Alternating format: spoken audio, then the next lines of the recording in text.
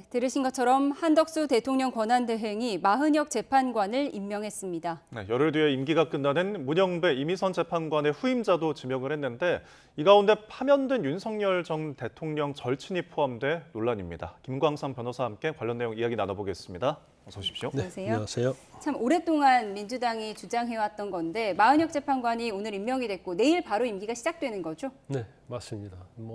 아주 전격적으로 임명을 했어요. 예. 그리고 아마 이제 대부분 사람들이 예상을 못했을 거예요. 더군다나 이제 대선을 6월 3일 하겠다고 공고하지 않았습니까? 예. 그러면 이제 대선을 치르고 나서 이제 헌법재판관을 다음 대통령이 이제 임명할 것이다. 이제 그렇게 예측을 할 수 있었는데 오늘 전격적으로 대법관 그리고 헌법재판관 2명을 임명하고 지명을 한 거죠. 네, 이 마흔역 재판관 말고 방금 언급했던 이제 두 재판관도 좀 예상의 임명이었던 거죠? 그렇죠. 왜냐하면 이제 국회 사실은 이번 이제 대선 있잖아요. 예. 그러면 두 분, 그러니까 4월 18일 날 퇴임하는 네. 이제 문영배, 이미선 재판관 둘 자체는 사실은 문재인 대통령이 임명한 헌법재판관이에요. 네. 대통령 몫이단 말이에요. 그런데 6월 3일 선거 끝나고 나면 이제 둘을 임명해야 하는데 이제 이런 건 있죠. 그러니까 대통령 6월 3일 끝나고 임명이 끝나는 게 퇴임이 되는 게 아니고 네. 일단 4월 18일이면 얼마 남지 않았잖아요. 그래서 원칙적으로는 대통령이 유고 상태가 아니라고 하면 사실은 대통령이 임명을 지금 해야죠. 근데 대통령이 유고 상태이기 때문에 과연 권한대행이 임명하는 게 맞느냐. 예. 어떻게 보면 권한대행은 최소 어떤 정권을 유지하는 그런 기능을 행사해야 하고 권한을 되도록이면 대통령의 고유 권한을 행사하지 않는 게 맞지 않느냐. 예. 예. 사실 이제 이런 의견이 상당히 많이 있거든요. 그래서 직접적으로 어떻게 보면 대통령이 임명할 재판관을 2명을 딱 임명을 해버렸기 때문에 예. 이 부분에서 논란은 좀 있을 수 있다 이렇게 봅니다. 예. 네. 그러니까 대통령 권한대행이 현상 유지만 해야 하느냐, 현상 변경도 가능하느냐 이 부분이 쟁점이 될 텐데 법조계에 어떤 선례가 없는 거죠. 설레 없어요. 그다음에 이제 전에 환경권한대행이랄지 그다음에 예. 노무현 전 대통령 때 고건대행이었을 겁니다. 그때는 이제 상당히 현상 유지적으로 권한대행의 역할을 했었어요. 근데 그게 법에 정해지는 게 아닙니다. 예를 들어 가지고 권한대행 하고 있는데 국가에 그냥 엄청난 비상사태가 발생했다랄지 그런 경우에는 어떻게 보면 이제 대통령의 권한으로서 적극적 행사를 할 수 있는 거죠. 그래서 이게 법적으로 권한대행은 이런까지 어느 정도까지 행사를 해야 하는지 예. 이 제한은 없어요. 권한대행은 사실 이제 대통령과 준하게 보는데 일단 선출될 권력은 아니거든요. 이제 그렇기 때문에 되도록이면 대통령이 고유한 권한에 대해서는 행사하지 않는 것이 맞지 않느냐. 네. 그게 상당히 이제 주류적 견해인데 임명했다고 해서 이게 법에 위반된다, 위반되지 않는다 그렇게 단정적으로 얘기할 수는 없습니다. 네. 근데 한덕수 총리의 설명은 이 직무정지 상태와 지금은 이제 파면이 돼서 거리 상태니까 그때와 조금 이제 상황이 달라졌다라고 하면 지명을 좀 이유를 말하는 것 같더라고요. 일단 그런 것 같아요. 일단 헌재가 지금 완전체가 돼야 한다는 거고 예. 최성문 권한대행에 대해서 지금 민주당에서는 탄핵의 결정에 윤 대통령에 대한 탄핵 결정에 상관없이 예. 탄핵을 하겠다고 지금 하는 거잖아요. 그리고 그 다음에 이제 또 다른 어떤 조지호 경찰청장이랄지 이런 사람의 탄핵 이런 사건들이 이제 헌법재판소에 있다는 거예요. 네. 그러면 결혼이 생겨야 되면 이 헌법재판소의 심판이 지연되니까 이제 완전체를 만들어야 할 그런 상황이기 때문에 2명을 임명하고 일단 지명하는 거죠. 이완규 그다음에 함상훈 지명자를 지명하고 그다음에 마흔역 재판관을 이렇게 논란이 있었잖아요. 예. 그래서 마흔역 재판관을 임명하고 그래서 헌재가 이제 완전체이 돼야지 정상적으로 돌아갈 수 있다. 그래서 임명의 명분은 그런 거죠. 이제 완전체를 만들어서 예. 지금 아직도 탄핵 심판 재판 중에 있는 이제 그러한 최성목 권한대행이랄지 최성목 권한대행 아직 재판은 아니죠. 예. 아직 의결이 안 됐으니까. 그래서 이제 그런 경찰청장이랄지 이런 재판이 앞으로 이제 합법적으로 잘 이루어지게 하기 위해서 임명했다 이렇게 밝히고 있는 겁니다. 예, 마흔역 후보자의 경우에는 마흔역 후보자를 임명하지 않은 것에 대해서 국회의 권한이 침해당했다. 그렇게 권한쟁의 심판을 청구하지 않았습니까? 그럼 이번에는 권한대행이 후보자를 지명한 것에 대해서 또 민주당에서 권한쟁의 심판을 청구했거든요. 그럼 이번에는 누구의 권한을 침해당했다고 하는 거죠? 그거 잘 모르겠어요. 그러니까 사실은 권한대행도 이제 대통령이 준하게 보는 거거든요. 네. 그래서 권한대행으로서 대통령 권한을 행사한 거거든요. 그러면 뭐 대통령이 지금 유고 상태잖아요. 예. 그 어차피 이제 대통령 권한대행하고 대통령은 같이 병립할 수가 없거든요. 예. 네. 그러면 대통령의 고유 권한을 권한대행 행사했다고 한다면 어떻게 보면 대통령의 권한을 행사했기 때문에 권한쟁의는 대통령이 사실은 권한쟁의 심판을 청구해야 하는데 지금 대통령 유고 상태잖아요. 그렇기 때문에 이건 제가 볼 때는 만약에 뭐 지금 현재 대통령이 직무정지 상태에서 예. 그대로 있었다랄지 네. 예. 그러면 뭐 나중에 헌재의 결과는 어떻게 될지 모르겠지만 예. 청구를 할 수 있죠. 그런데 민주당에서 지금 사실은 민주당의 권한쟁의를 침해한 것도 아니고 권한을 침해한 것도 아니고 국회의 권한을 침해한 것도 아니거든요. 그래서 제가 볼 때는 이건 권한쟁의 심판의 대상은 될 수 없다 이렇게 예. 봅니다. 조금 네. 전 출연한 김한규 의원의 전언에 의하면 국회의 인사청문 권한을 침해당했다. 이런 권한쟁의 심판을 한 거고 이에 따른 효력정지 가처분 신청을 낸 것으로 지금 전언으로 전해지고 근데 있습니다. 그건 제가 볼 때는 자규적이에요. 예. 그러니까 뭐 이론을 법률적 이론을 만들기 위해서 인사청문회 예. 임명 동의안을 하는 것 자체가 아니 임명 동의안은 지금 국회에서 하는 것은 뭐 적합한지 적합하지 않는지 그래서 인사 동의 채택안을 하는 거잖아요. 예. 그렇기 때문에 이건 뭐 전에 이제 마은혁 재판관 같은 경우에는 국회에서 이미 임명을 했잖아요. 네.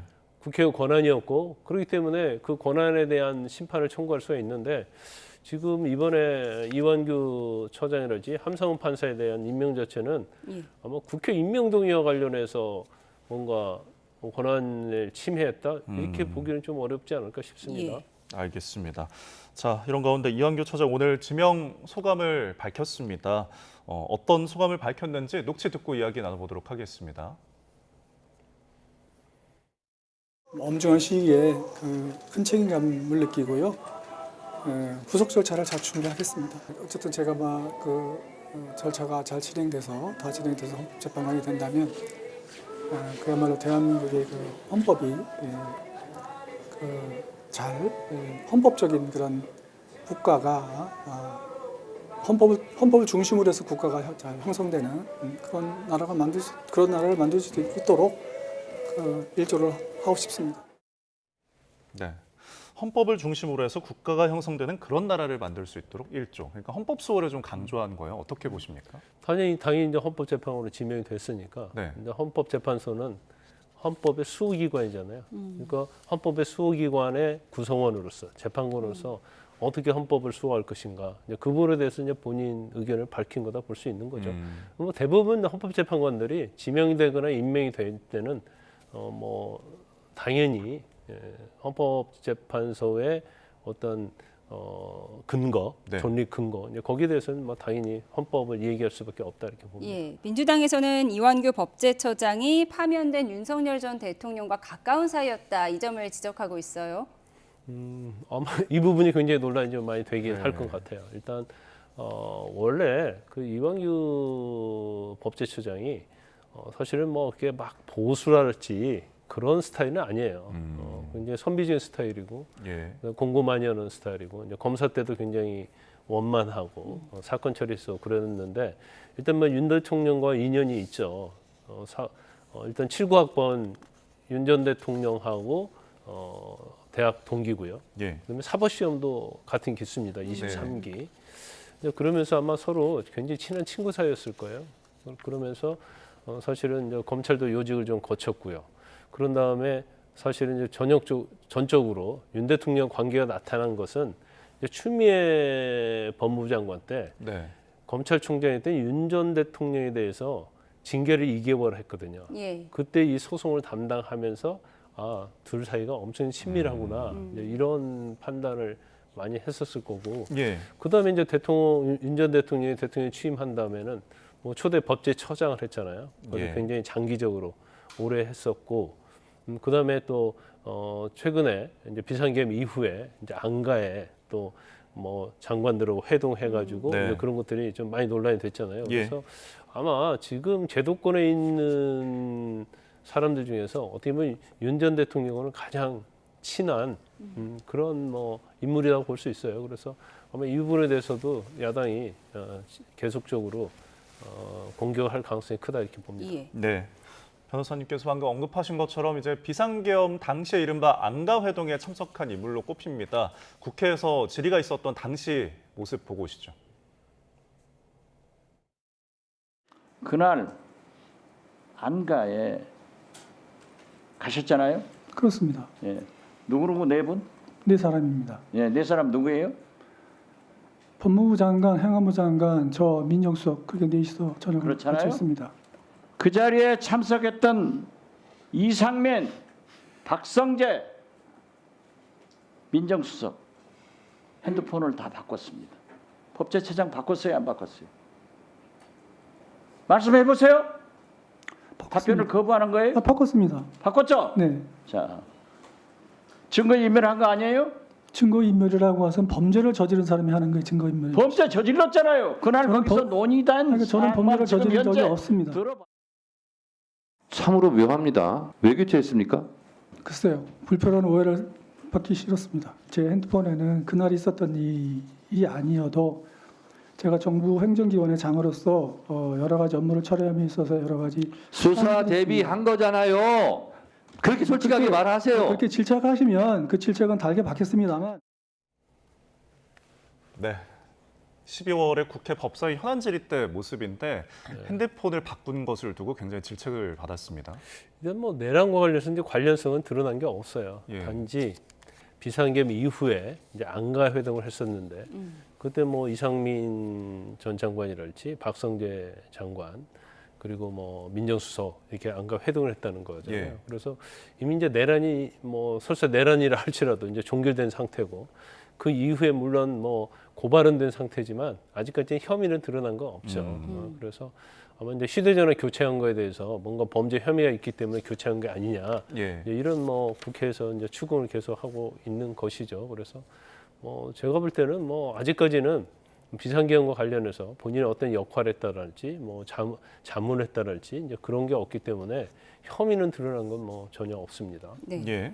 지금 현재 내란죄로 공수에 고발된 상황인 거죠. 네. 그럼 지금 현재 뭐 조사가 진행되고 있는 거겠죠? 아직은 뭐 조사가 진행이 안 되고 있을 거예요. 아마 아직 이제 구체적인 조사는 진행되고 그렇죠. 있지 않은 상황이고요. 일단 뭐 탄핵 과정이었기 때문에 예. 아마 공수처에도 아직 수사를 안 하고 있는 걸로 알고 있고 이제 탄핵 결정이 났잖아요. 예. 네, 그래서 아마 공수처에서 이제 여러 가지 윤 전 대통령과 관련된 부분이랄지 또 내란죄와 관련해서 고발된 사건이랄지 이런 것들 이제 수사를 본격적으로 아마 개시를 할 겁니다. 예. 자, 근데 헌법재판관 임명되려면 기본 요건이 아무래도 있을 거 아니에요. 어떤 것들이 좀 있나요? 근데 기본 요건은 뭐 단순한 거예요. 예를 들어서 뭐 판사, 검사, 또 변호사 자격이 있어야 하고 예. 그 자격을 가지고 이제 15년 이상 그 직에서 종사해야 하는 거고요. 15년 이상. 네. 그다음에 이제 40세 이상이야 하고요. 그런 요건은 잘 충족이 돼 있겠죠. 네. 더구나 이제 전과가 뭐 금고 이상의 어떤 형을 받았다랄지 그런 게 있으면 안 되는데 네. 그건 다 뭐 검증을 다 했을 겁니다. 그래서 예. 아마 자격 요건에는 뭐 별다른 문제가 없을 것이죠. 그렇지만 이제 인사청문회에서 예. 이게 지금 우원식 지금 국회의장이 아예 인사청문회 접수를 안 받겠다고 얘기를 네. 하고 있기 때문에 일단 뭐 청문회 과정이 어떻게 될지는 모르겠어요. 그럼 인사청문회를 하지 않게 된다면, 하지 못하게 된다면 어떻게 되는 거죠? 아니 그건 일단은 뭐 예. 접수를 하고 안 하고를 떠나서 네. 이제 권한대행이 임면 동의안을 보내는 거예요 국회에. 네. 어. 근데 국회에서 접수를 안 하면 예. 사실은 이제 국회 그건 책임이죠. 그래서 20일 이내에 인사청문 채택 보고서를 해주지 않으면 사실은 그냥 임명할 수 있는 거죠. 아. 이게 국회 동의가 필요한 게 아니고 예. 그냥 국회에서 인사청문과 관련된 임명 동의안을 보내는 겁니다. 예. 네. 그러니까 그것은 의무 사항이 아니어서 그렇죠. 네. 지금 퇴임하는 이미선 전 지금 헌법재판관도 네. 문재인 정부 때도 인사청문 보고서 채택되지 않았죠. 아. 그런데 이제 문재인 전 대통령이 그 당시 임명을 했었습니다. 그래서 일단 이제 지명을 하면 인사청문회 절차를 거쳐야 하는 거고 그 절차를 이제 국회에서 거부하면 예. 권한대행이 일방적으로 이제 임명을 하게 되겠죠. 네, 그럼 청문회 동의가 의무 사항이 아니라면 지금 수치상으로 봤을 때 대선 전에 뭐 임명을 강행할 수 있는 상황이다 이렇게 보세요? 아마 그것까지 다 염두에 두고 한덕수 권한대행이 했겠죠. 예. 그래서 예. 당연히 뭐 민주당의 반발이 엄청 있을 거라는 것은 예상할 수밖에 없는 것이고 예. 지금 민주당이랄지 뭐 이재명 대표 입장에서는 이번 대선이 어떻게 보면 대통령을 만들 수 있는 절호의 기회라고 생각하고 있고 더군다나 이제 헌법재판소가 이제 어떠한 이념성을 갖느냐에 따라서 굉장히 그 결정에서 이제 좌우가 될 수 있어요. 물론 네. 이번에 이제 헌재에서 대통령 탄핵과 관련돼서는 이제 8대 0이라는 만장일치가 나왔지만 네. 그렇지 않고 어떠한 법과 관련된 어떤 유언이랄지 그다음에 이슈와 관련된 부분이 헌법에 위반되냐 되지 않느냐 이거 자체는 헌법재판관의 구성이 어떻게 되어 있느냐에 따라서 예. 이게 유언이 될 수 있고 유언이 안 될 수도 있는 거거든요. 이제 그렇기 때문에 사실은 헌법재판의 구성이 예. 이제 보수 성향의 재판관으로 많이 있느냐 아니면 이제 적게 있느냐에 따라서 결과가 달라질 수 있기 때문에 예. 뭐 정치하는 입장에서는 뭐 양 당에서 특히 이제 신경을 굉장히 많이 예. 쓰는 부분이죠. 언급하신 것처럼 이제 헌법재판관 구성에 따라서 어떤 판결이 나올 수가 있느냐 이런 부분이 이제 우려가 되기 때문에 지금 일단 이완규 처장, 마은혁 재판관 임명을 두고도 헌재와 180도 다른 판단을 했던 적이 있습니다. 녹취 듣고 이야기 나눠보죠. 권한대행께서 여야 합의를 좀 요청했던 것은 저는 정당한 권한 행사이기 때문에 절대로 이것을 불법이라고 판단할 거라고 믿지 않습니다. 이게 헌법에 대통령한테 부여한 이 임명권을 국회가 선출하면 무조건 서명해야 된다는 식으로 해석하는 거는 그거는 저는 납득하기 어렵습니다. 비정부인은 국회가 선출한 3인을 재판관으로 임명하여야 할 헌법상 구체적 자기 의무를 부담합니다. 그런데 비정부인은 국회로부터 재판관 선출 통지를 받기도 전에 거부 의사를 표시하였습니다. 당시는 재판관 선출을 둘러싼 여야의 대립이 극심한 상황임에도 국무회의나 담화문 등을 통하여 여야의 합의를 전제로 재판관을 임명하겠다는 취지로 발언하는 등 국회가 선출한 3인을 재판관으로 임명하지 않겠다는 거부 의사를 미리 종국적으로 표시함으로써 헌법상의 구체적 자기 의무를 위반하였습니다.